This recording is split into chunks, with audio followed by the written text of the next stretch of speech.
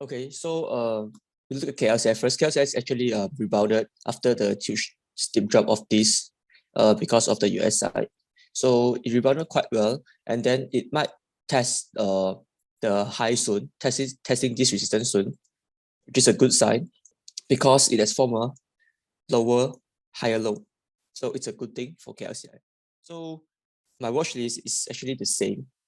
Nothing much has changed. I added a few stocks because these are still potential. So what I look at Kim is it might it's still the same, but it goes up already here. So it might stays maybe form another ladder first, go sideways for 1 day or 2 days, and then continue to shoot up. So keep this in your watch list. So currently he's blocking at 0.625 to 0.63. As you can see that the right hand side, the market depths, he's blocking it since yesterday. So this scheme's still in my watch list. And then the next one is Tuffy. So the Tuffy is actually really good. I mean, the chart is really nice. So right here, the last support we are looking at is because it's at 0.575 because if it is the previous resistance turn support.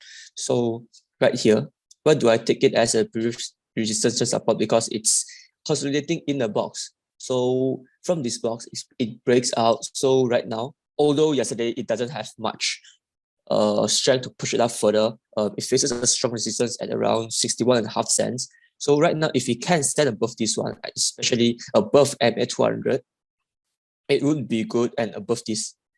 Coincidentally, it's also above MA200 and above this box, the box support. Yeah.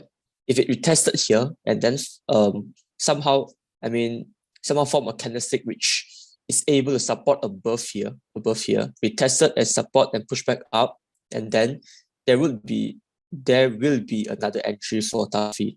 It's outside of Bollinger Band. That's why it pushed back in. So like I said, everything that goes out of Bollinger Band, it will go back in. Goes out, it will goes back in. So if it ever goes back in, then we can enter for another possible trade. So the next one should be DNONCE. And this one I'm still looking at it because, okay, it goes out of the Bollinger Band and then retraces. Now it's at SMA5. So, and it covered the gap around 12 cents. So let's look at it if it can reach around 15 cents to 16 cents. The next one should be TANCO. So why do I say TANCO again? So TANCO is actually risky already, but in the meantime, what I'm looking at is because I did mention yesterday the fourth candlesticks. Every time here, one candlesticks, two candlesticks, three candlesticks, four candlesticks, and then the fifth candlesticks actually comes up. And then here also 1, 2, 3, 4, and 5. 1, 2, 3, 4, and 5th candlesticks goes up. So this one, I'm looking at it for 1, 2, 3, 4, and then the 5th candlesticks goes up again. So let's look at it for today. And then the next one will be the healthcare. Healthcare is actually the same. It rebounded a bit yesterday, but also it rebounded from the low, but it did not break any resistance, or it's currently just sideways in in the day chart. You can see that. Okay, so it's currently a bit quite sideways, right, between here, this area to this area. So if Top Glove can break through 80 cents, then it would be good for a continuation. Yeah, still taking a look at the gloves sector. I'm not taking out of my watch list because I don't think it's the end yet.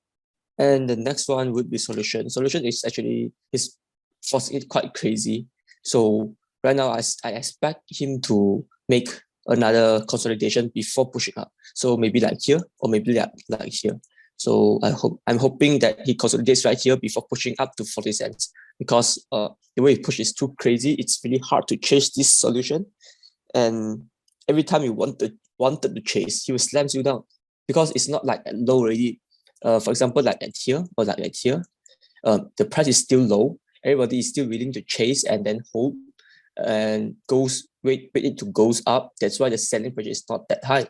So it's easier for them to push it up. You can see that the way they push it up previously and currently, it's totally different, because previously they push it up, it's like they straight away it 10k loss, 20k loss, just rack it up. But right now, at these two candlesticks, you can find its way that they push up, it's really slow already. It's not like a huge momentum. Like when they come, they immediately just buy all the way. So the momentum is not that kind of momentum anymore because of the selling pressure.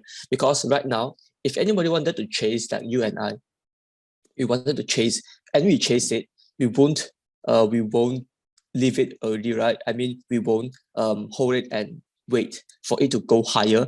And because it's already at high, when we see profits, we wanted to take profits. So maybe we bought at 36 cents and then it went up to 37 or 38 cents, we immediately sell, right? So there's the pressure. So everyone is actually thinking the same as us, because it's already high. So they wanted to get out as soon as possible, as when they have profits. So this is actually the reason why the way they push it up is quite slow and it's different right now. So the next one is Carex.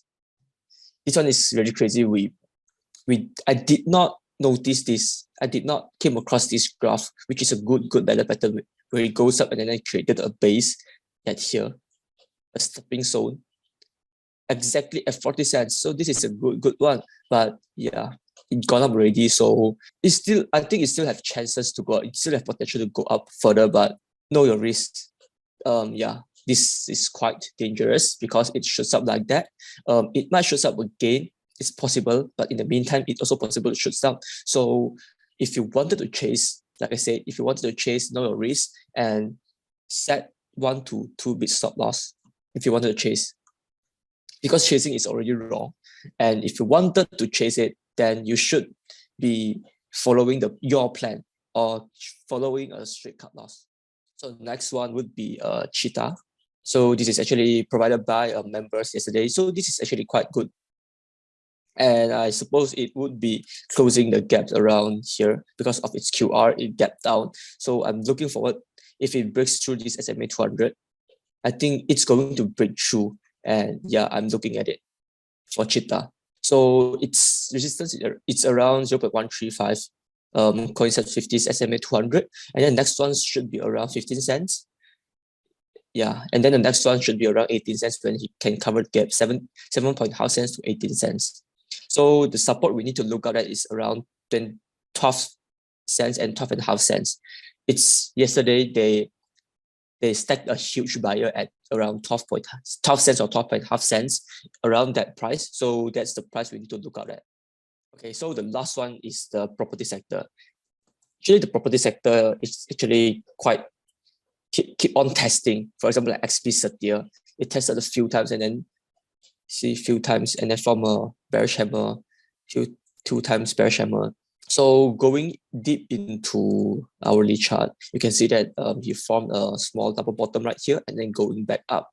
So for SPSETIA, it's potential to look at. And then if SPSETIA gone really crazy, maybe broke out at 57 cents and then reached 60 cents and you don't want to chase, which one you might look at? You might look at ECOWLD.